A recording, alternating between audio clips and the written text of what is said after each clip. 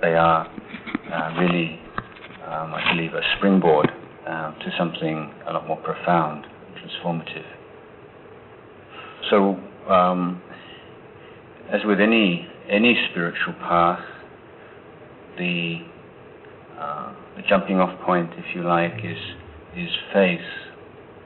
But this is not faith in a particular dogma or dogmas that you have to hold on very tightly to and to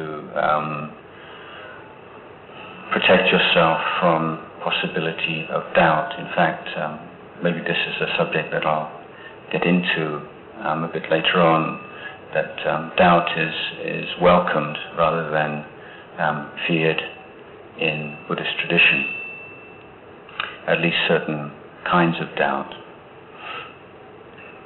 But the kind of faith that is needed here is faith in your ability to do something about your life.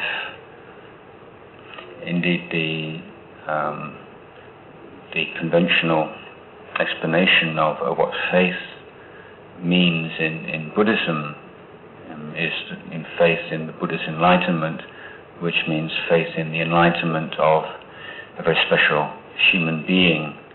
But in this school of Buddhism, particularly, the humanity of the Buddha is emphasized, and so his enlightenment was a proof to the human race of the potential that we have for transformation. And the Buddha abandoned all suffering and the causes of suffering irrevocably. And by doing so, he proved that is something that human beings can do. And if you can accept that as a basic proposition, then the next step from that is that if it's something that human beings can do, then it's something that you can do.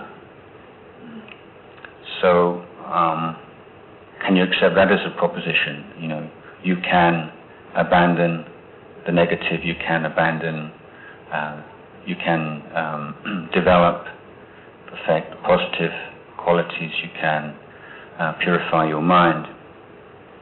If you have the confidence, or that seems reasonable to you that you can do that, then the next step is, or should you do it? What are the advantages and disadvantages of doing so?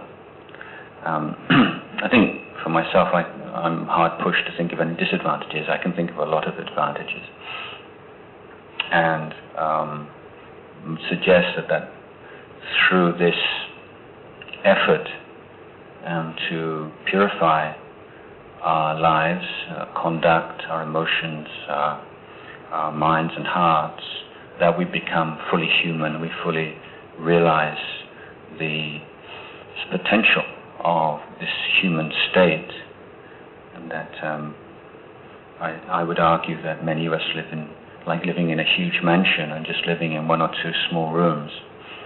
And although we may feel that in the sensual realm of forms and sounds and odors and tastes and physical sensations, that one has quite a lot of freedom, from another perspective, that is a very limited and impoverished kind of freedom, just the freedom of seeing a variety of forms and hearing nice sounds and having nice smells and eating good foods and so on. It's ultimately doesn't go anywhere. It just goes round and round and round. But there is a transcendence which does not necessarily entail or demand the renunciation of all the simple physical pleasures of life, but it is one in which they lose their obsessive and demanding role in our consciousness. So the Buddhism is sometimes presented as very pessimistic philosophy and faith, and everyone knows the Buddhist teach about suffering. But I was at a large gathering of Buddhist people in Aurangabad yesterday, and I was saying, isn't it noticeable that whatever you may read about Buddhism, particularly by non-Buddhists, when Buddhists get together, you never see so many smiling faces and so much kindness and laughter. And I don't think that that's a paradox or a contradiction, quite the opposite. So the Buddha said that in the vast number of his teachings, he teaches basically two things: suffering and the end of suffering. So that's why this is an inaccurate representation. It misses out the second most important part, is the end of suffering. And the basic idea behind that, I don't think is a controversial one, and that is that if you want to effect any positive change, whether it's in your life or in your family or your business or whatever, you have to clearly identify what the problems are. If you go to a doctor, the diagnosis precedes the treatment. You have to be very clear about exactly what's going on and what needs to be dealt with. So this is the approach taken by the Lord Buddha, and the Buddha's path is to clearly determine what is the problem, what are the causes and conditions underlying the problem. And in our daily life, I think that this, as I say, is completely normal, to the extent that we wouldn't even think twice if whatever religious tradition you belong to, or whether you belong to no religious tradition at all, if your car was to break down on a highway, I don't think there's anybody who would just say, well, that's my karma, it was meant to happen, something I did in a past life. I don't think anybody would sit and pray for their god or gods to help them. I think if anyone had a mobile phone, they'd get in touch with a garage, and if they don't know how to deal with the problem themselves, then they'd find somebody who can help them to do so. So it's simply that in Buddhist tradition, we apply that kind of common sense approach to the quality of our lives. And it is that if there's some imbalance, that there's suffering, mental suffering in life, it means that there's something wrong, and something that needs to be treated, remedied. So the Buddha is called the great physician, the great doctor. He's the person who diagnoses the condition, prescribes the medicine. And the Dhamma, his teachings, are not, as I say, dogmas to be believed in and to be attached to, but they are the medicine to be applied. And the Sangha, the enlightened teachers through the ages, are those who have applied the medicines, that they are skilled in the use of medicine, people who have taken the medicine and then recovered from their illness, at least to one extent, and so are witnesses to and skilled teachers of the correct way to take the medicine. So as far as the confidence to take on a spiritual discipline goes, then it is important to review your life and to be quite honest and about the suffering that you've experienced in life, and often will see recurrent patterns in the suffering that's arisen in our lives. I mean, when I was a younger monk, I did a very long solitary retreat in a cave in Western Thailand. And it's a common experience for meditators that when you're living that kind of almost sensory deprivation for a very long time, that a lot of memories from childhood and so on will pop up into your mind. And often there'll be particular songs and even advertising jingles and things. You think, where does that come from? But some of the stuff that arises in your mind does have a definite relationship to the experiences, although you're not consciously bringing that up.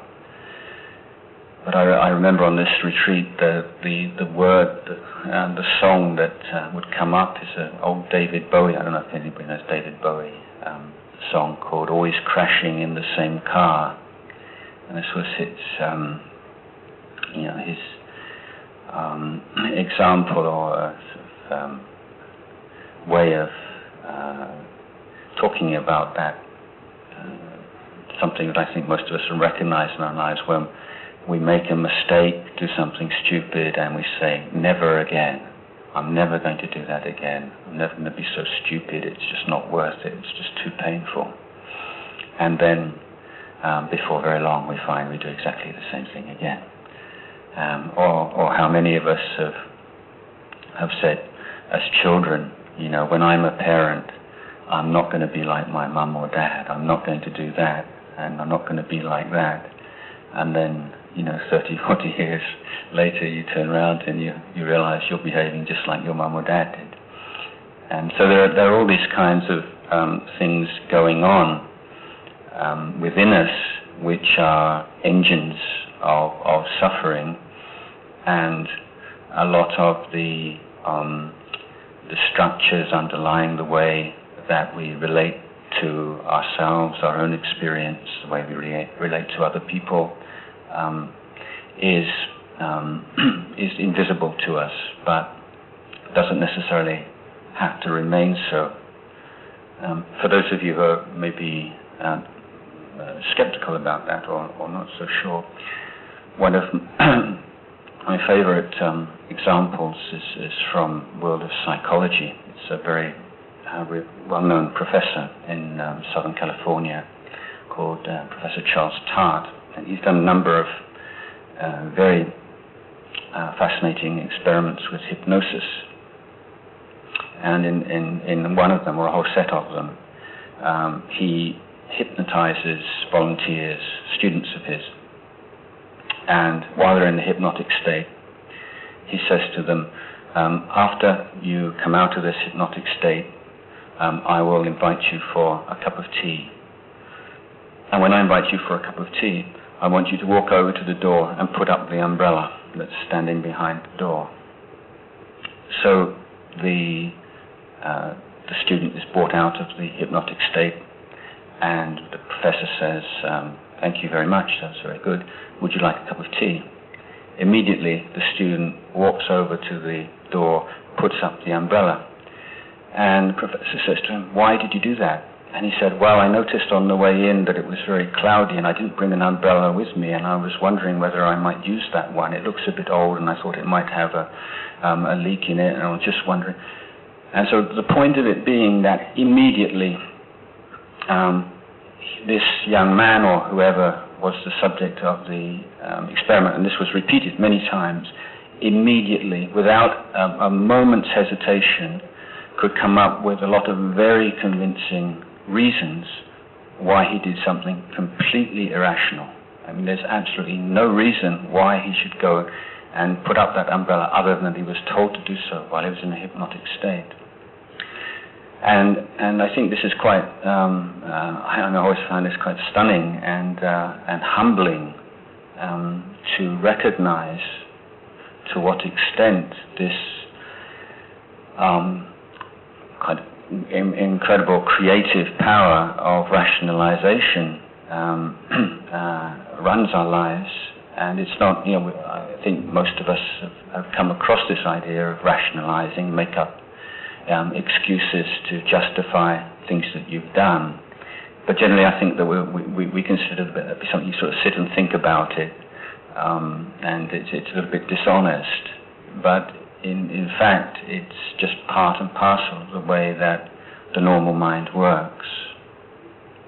So there are all kinds of things going on within us that we are not often conscious of, And how many times has somebody made a comment about us, about our personality, and you think, no, I'm not like that, And then other people say, well, you are, and you think, really, and or you have most of us have quite fixed ideas about what kind of person we are, and so that tends to blind us to all the ways that we are not like that.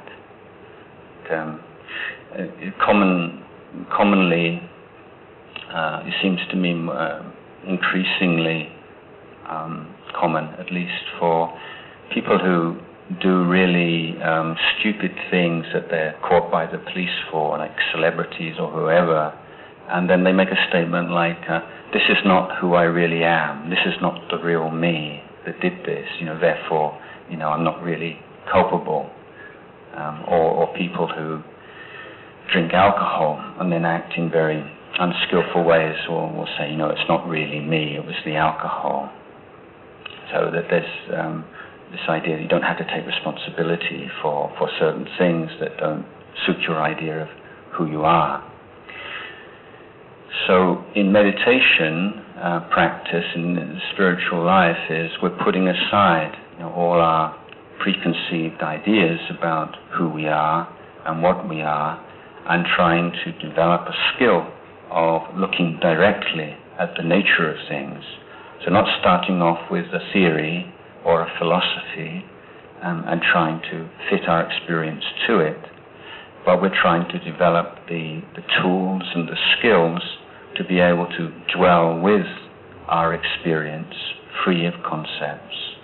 And then certain conclusions and theories may arise as a product of that, but ideally they're not preceding it. So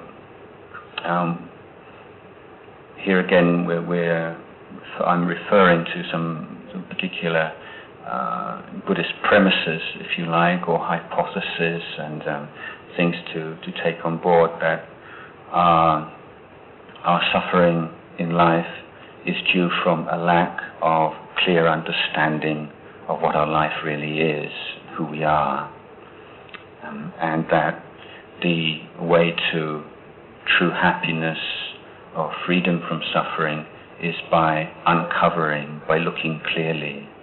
And the more clearly you see things, the more free and happy you become. So here we're saying that truth and happiness, or the penetration, direct, let's say, non-verbal experience of what in Buddhist idiom is called the way things are, is the path to true peace and happiness. So it's not a matter of, as I say, of taking on any particular belief system, but it demands a readiness and a willingness and a courage to be looking very directly, clearly at your life and of course particularly your mind. Now, as I say, that often people take on a meditation practice without integrating it into their life, so it becomes kind of a hobby for a while perhaps, and very few people who take it on in that way stick with it through thick and thin. It's like a good weather or a good weather friend, or at least something that people maybe apply when they're feeling very tense and anxious and unhappy, but when things change and they feel a little bit more relaxed and not so depressed, then we'll let it go. So this is something else that we need to consider, not just the knowledge and understanding and information about what meditation is, but also bringing all the emotions, the positive emotions on board, which are going to sustain that kind of practice for a long term, because this is definitely an endeavor that requires a great deal of time and commitment over a long period. It's not something that you can crack in a sort of certainly not in a one-day course, but even in a 10-day course or a number of 10-day courses.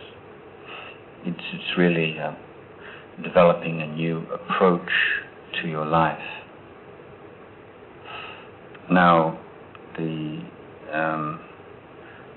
most important foundations and like sort of the support structure for meditation, two things really. There are more than two things, but simplify here. First is generosity and kindness and giving, sharing, because this is the initial opening of the mind. The mind that is so obsessed in accumulation and getting and being, and that mind is completely hostile to spiritual life. That the sort of selfish accumulating mind might think it's very smart and clever. Is actually creating the causes and conditions for a lot of future unhappiness and pain. So undermining, going against that stream of anxiety and attachment, identification with possessions, wealth and possessions, is very first foundation stone for spiritual life. So the extent to which you're involved in charitable projects, and it's going to depend, of course, on your income and family situation and so on and so forth. But at least to have some sense of devoting some part of your income to some good cause, not directly to your own benefit. So whether it's to particularly charities and cancer funds or orphanages or for spiritual, really whatever it is that inspires you and uplifts you, and that once you've shared your some wealth and something that you have accumulated with others without any hope of any reward, even of praise or prestige in any way, you feel a lightening and a joy in life. And so this is number one, and or the very first ingredients of an anti-depression vaccine. I mean, someone who loves to give and loves to share doesn't tend to get depressed very easily, because it's just such a joyful activity, and it gives you that positive self-regard, self-esteem of being someone who shares. The second aspect is of ethics and morality, and in Buddhism, morality is not consist of commandments, but of training rules. And the idea is that it's very important, you voluntarily take upon yourself certain boundaries for conduct, as a means of simplifying your life, as a means of guarding against creation of bad karma through body and speech, as a means of creating trust and harmony in family and communities, and as a way of developing mindfulness of intention. So the Buddha at one point said that sila, or morality, is intention. The essence of morality is intention. And on another occasion, the essence of karma is intention.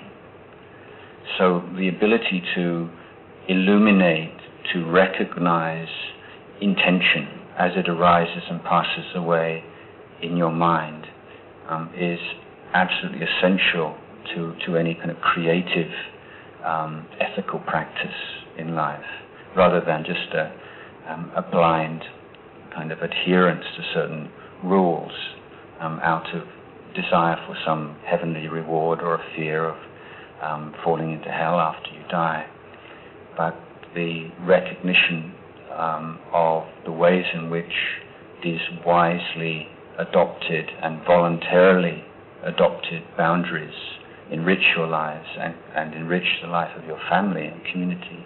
This is the important point here. As a means of training and of conduct, which is, as I say, underlines and leads into the training of the mind. I'll give a very simple example. We all of us have instincts, just like animals, but we do have this ability to be aware of our instincts, to step back from this metacognition. So if you just naturally always swatted mosquitoes when they bite you because you don't like it when they bite you, that it hurts, it itches, and maybe there's malaria around or something. So the intention to kill is so swiftly translated into the action of killing. It's so quick that you're not even aware of the arising of intention in your mind, which is the arising of kamma in your mind on the mental level. Now, if you've taken on the precept, say, to refrain from killing, then the moment that you're about to swat the mosquito, and then this thought pops up into your mind, that's against my precept. Now that is a moment of awakening. You've awakened to what's going on in your mind at that particular moment, which is the intention to kill. And so you have, as it were, driven a wedge in between the intention to act and the action itself, or the intention to speak and the speech itself. Now, that is a moment of awakening, and what is very significant here is that you now have choices. The instinctive mind, is the conditioned mind, the mechanical mind, robot mind, is just following instructions and just taking the immediate pain and pleasure as its criteria, whether to move towards or move away from something, to act or not to act. This is just the instinctual nature of physical body habit. But with the boundary taken on here, and we said we're not going to kill, then we stop, and then questions can arise. Well, do I really want to do this? Is there some way that I can achieve my objective, of not being bitten without actually killing the creature? Could I just blow him away? Could I just apply some other means or other? So, in summary, the conditioned mind has very few choices and alternatives, where the awakened mind has many choices. So in daily life, this is where creativity and taking responsibility for your life becomes real. It's not just a slogan, but it's something that you're developing as a training. So this is not something that is necessarily just going to happen by itself if you meditate every day, but it's something which supports the meditation, and if you meditate every day, it becomes more easy to do. So the daily life should be sort of feeding into the meditation, and meditation feeding into daily life. So with generosity, sharing, kindness, practical application of goodwill and non-attachment, and with the keeping of precepts, there is this lack of guilt and self-aversion and self-respect, self-esteem. And these in the long run are absolutely essential to success in the training of the mind and heart. Now, in the Western world, guilt, self-aversion is just a major impediment, major obstacle to spiritual life. For instance, in the traditional teachings of spreading thoughts of loving kindness and compassion, we are advised to begin with the one that we love the most, and that's ourselves. And you develop that sense of loving kindness towards yourself, and then from there you spread it to the loved one, and from the loved one to the neutral person, from the neutral person finally, when the mind is very strong and fortified with these feelings of love, towards the enemy or the disliked person. So you start off with what's easiest, and gradually building up the mental power to be able to spread to the most difficult. But the experience of many of my friends and colleagues in Western countries is that people get stuck. They can't get going on step one. They just find it impossible to develop feelings of loving kindness for themselves. And so say, well, start off with, a little kitten or a puppy, or something that you can just feel, oh, that's really cute, that's really lovable. And then so develop that thing. So it can actually be a long time before people can spread loving kindness to themselves. Now, there are a number of reasons, cultural, religious reasons why this sense of self-aversion and guilt is so prevalent. One of them, I think, is that somehow we feel, Western people particularly, tend to feel that unwholesome and negative things are more real than good and wholesome things.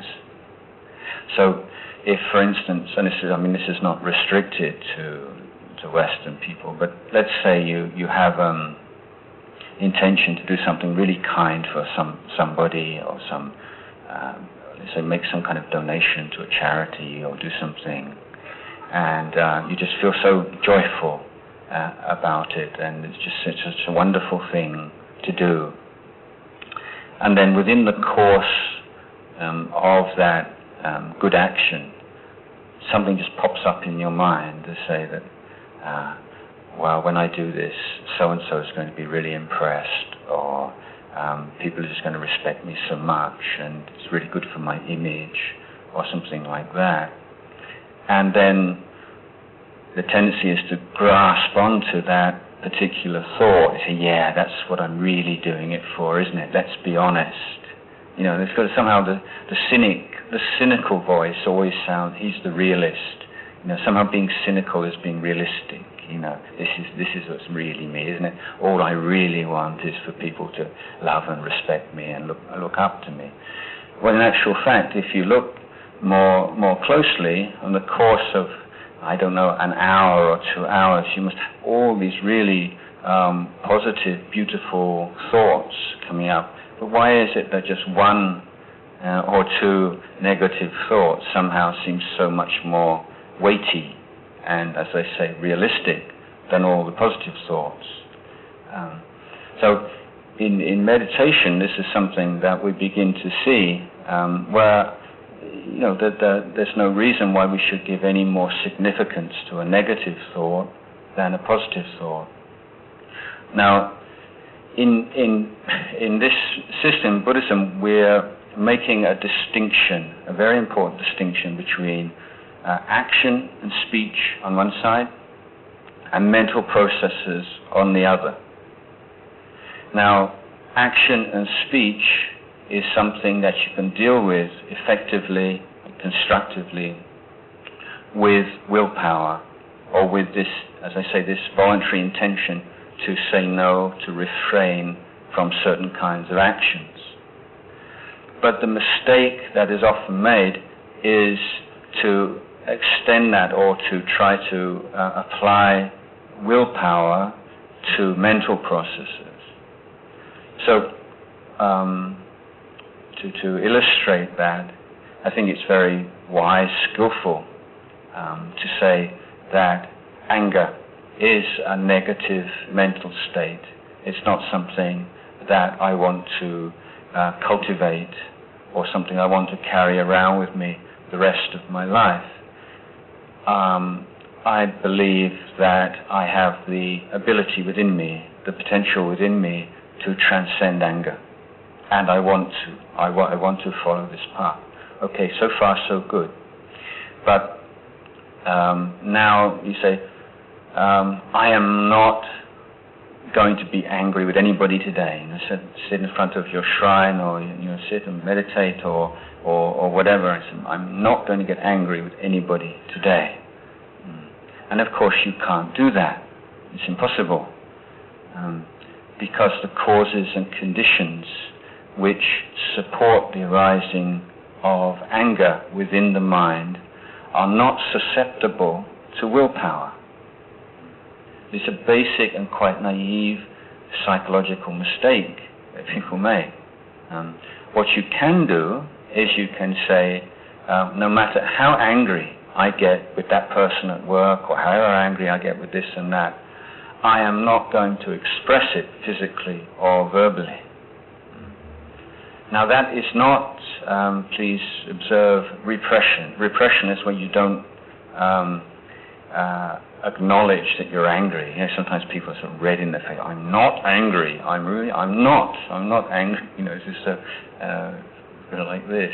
So angry that you should think that they're angry. So this is not repression. This is recognition. There is anger, and experiencing it fully, and just being patient with it as a negative mental state. But one is not adding to it, feeding it through action or speech. Now, if you consistently refuse to act upon a particular intention, after a while that intention becomes much weaker. It becomes atrophied, as it were. It doesn't disappear, but it is much reduced in intensity. So if you don't make this distinction, you don't understand how the mind works, and you start saying, okay, I'm a religious person, I have a lot of faith in my religion, I should be kind, I should be good, I should be unselfish, because my spiritual tradition tells me that I should be that way. I shouldn't get angry, I should forgive other people, I should love others like I love myself.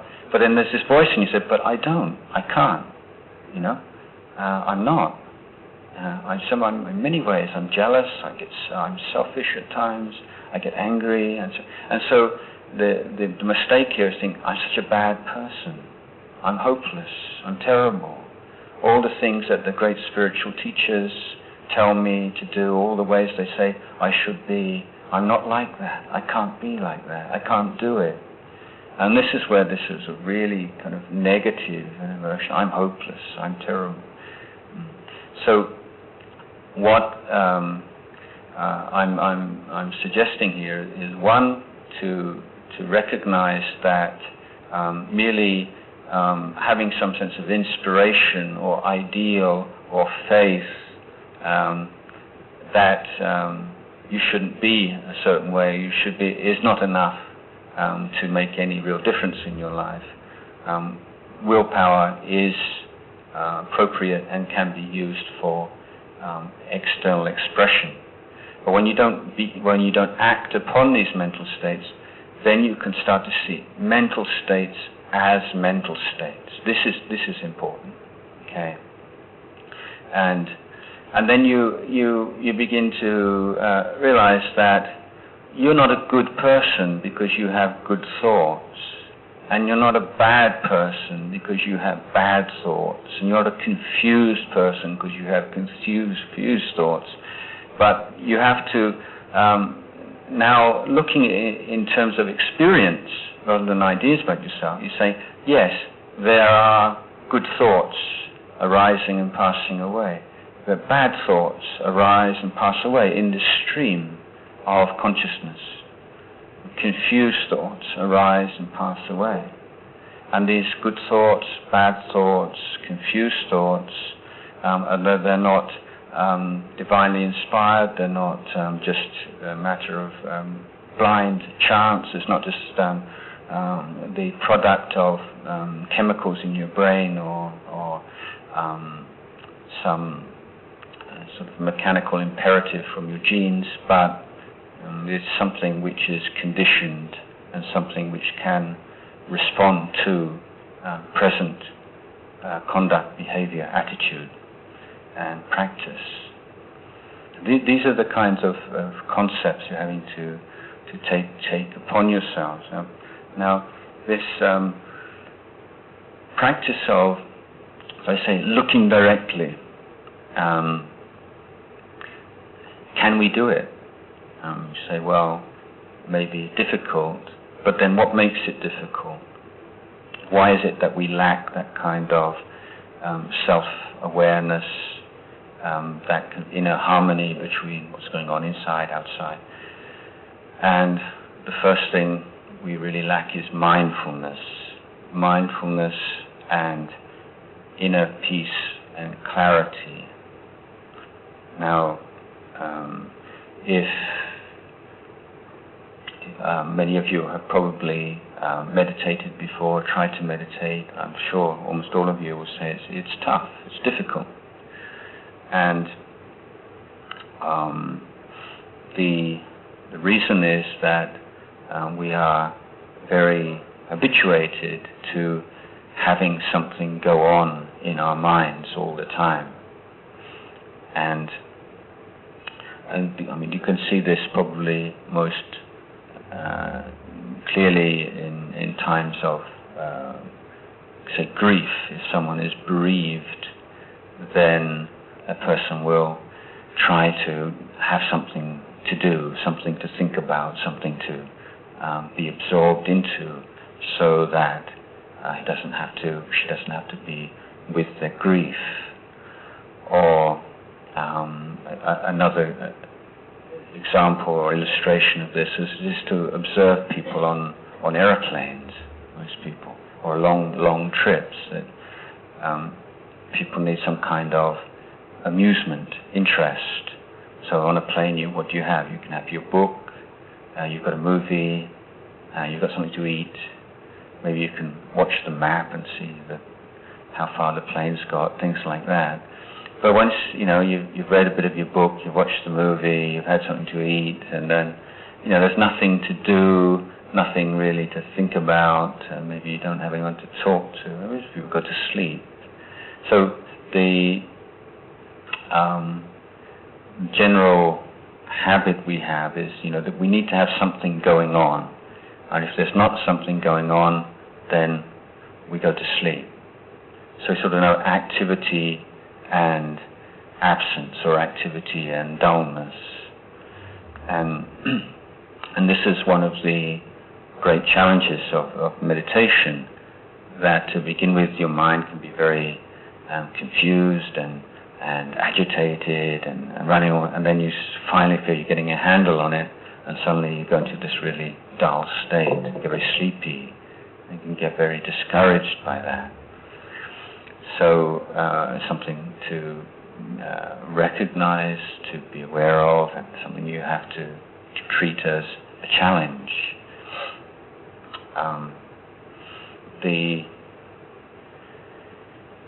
A particular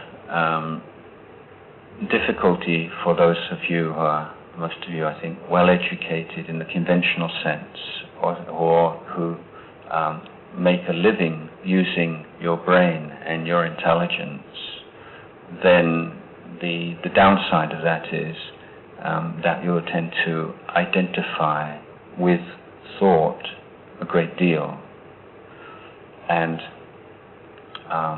your sense of yourself, your sense of your own dignity, individuality, uniqueness as a person will be bound up quite a lot with thinking.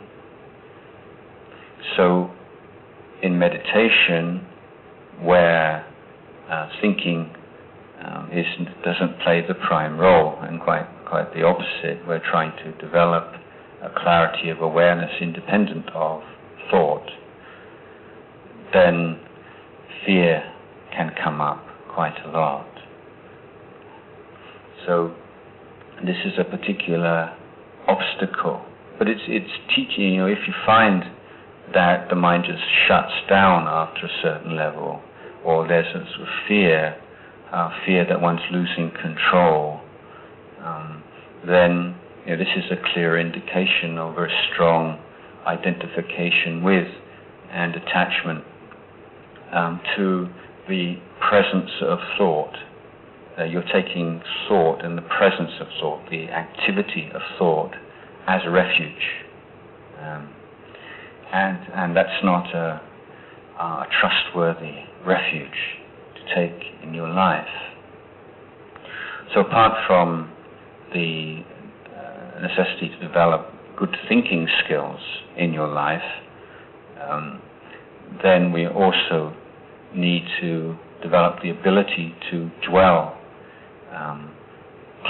clear, with clarity, brightness, precision, without thinking. This is the balance that we need, and often all of us tend to lack.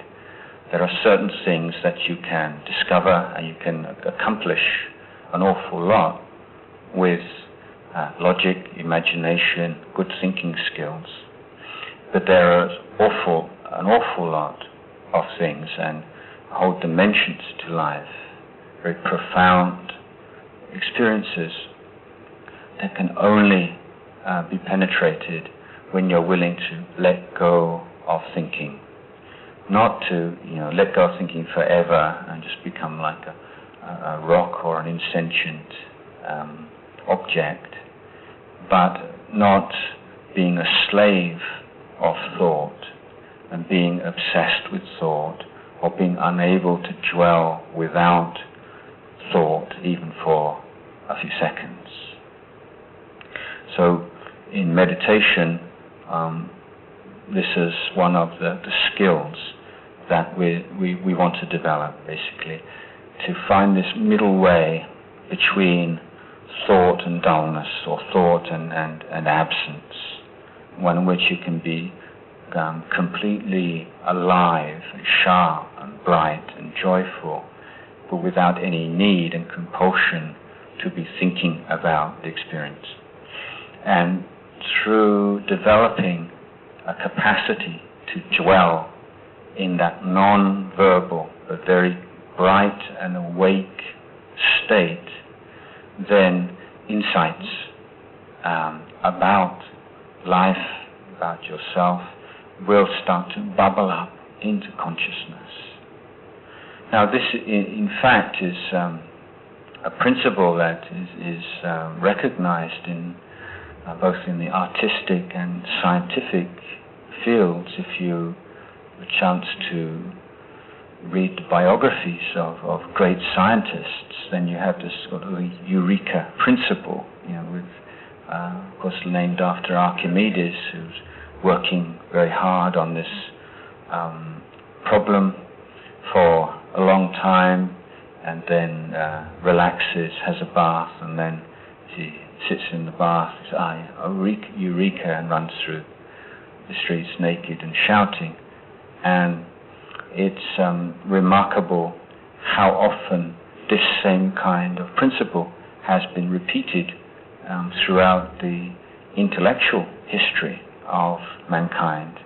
So many of the most important discoveries, the really new perspectives, have taken place after an initial gathering of information, analysis of information, creation of hypotheses and inferences and so on, and then just putting it all down for a certain length of time, and just dwelling in peace and allowing it all, and subconsciously to sort of meld and to be digested. And then sometimes someone's getting off a bus, sitting in the bath, having their lunch, and suddenly there it is, sort of the theorem, the new discovery.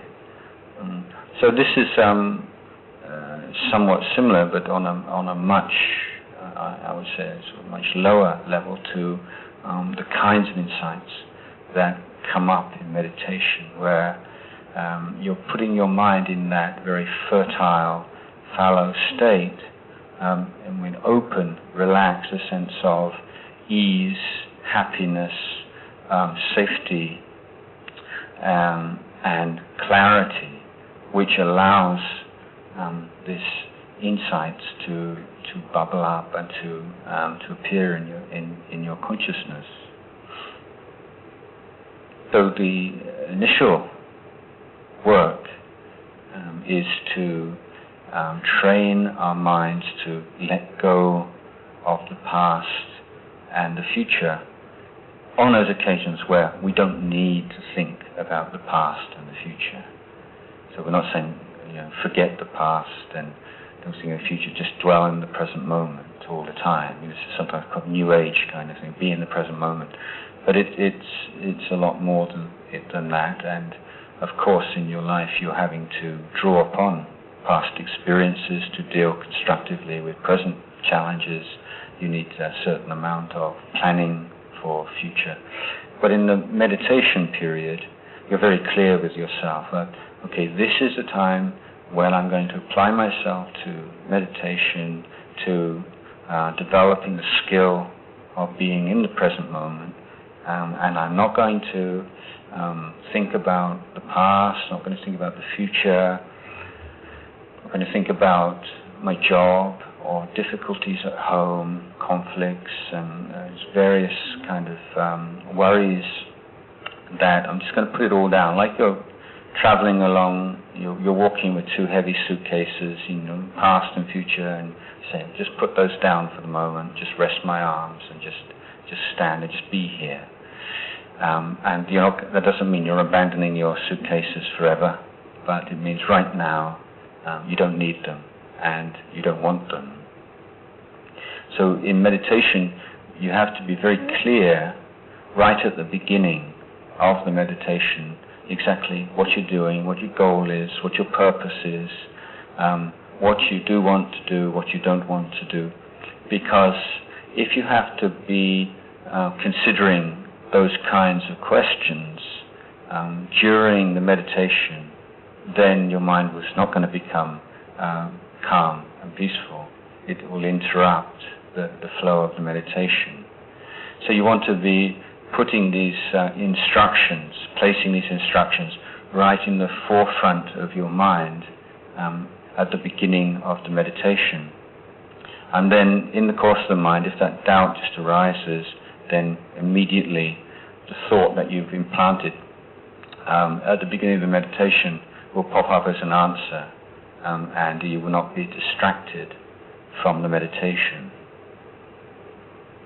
So there are many, many different meditation techniques, and there's no right ones and wrong ones, and meditators are encouraged to try different things out and try to find a meditation object which you enjoy. So in text you'll find reference to concept of finding the meditation technique which is suited to your particular personality, and that can cause a lot of sort of doubts and confusion. I think that the best interpretation of that is finding a meditation topic which you feel some enthusiasm for, that you feel some interest in, that you basically enjoy doing, because that is really the essential point. More important than anything else is you enjoy meditating, because if you don't, you won't keep it up. Basically, if you don't have some pleasure and enjoyment, it will be hard responsibilities to fulfill, so many pressures upon you in your daily life, that it really has to be something that you treasure and cherish and enjoy greatly, to the extent that you can't bear to to miss it every meditation every day. So by adopting a particular time of day to meditate, and by doing it in the same place every time, try to create a kind of routine, to the extent that you would have the same feelings about missing out on that part of your day, the same feelings that you would have about missing your breakfast, let's say. It just becomes an integral part of your daily life. So in the modern world, I think we do tend to be very obsessed or give a little bit too much importance to technique and information. I think that we can just gather all the information, then we'll be all right. It's just a matter of hard work applying the technique. But that's not really the case, I think. It's so much is bound up with your attitudes towards the technique. So to use this kind of IQ, EQ kind of paradigm, then we give too much importance to the IQ side. What exactly do you do? What's the technique? Are there some special tricks and shortcuts, and what's it all about? And then you think when you've gathered all the possible information from all these different teachers and you've got it all down, it's just a matter of just getting stuck in. But this is to overlook the whole emotional context of applying the technique. You may know what the technique is, but you just be too lazy, you can't be bothered, or too discouraged or depressed or whatever to apply the information that you have acquired. So you must give equal attention both to the particular methods and techniques, but also your general feeling about them, and how you feel about it, and how to maintain and promote those emotional states and attitudes and so on, which will sustain your commitment to applying the techniques day in, day out throughout your life. Okay, so I think that's probably sufficient for an introductory talk, and if those of you, particularly those of you sitting on the floor, probably appreciate just a short break for 5 minutes, would you, just to stretch your legs, and then we'll come back and have a session of sitting meditation.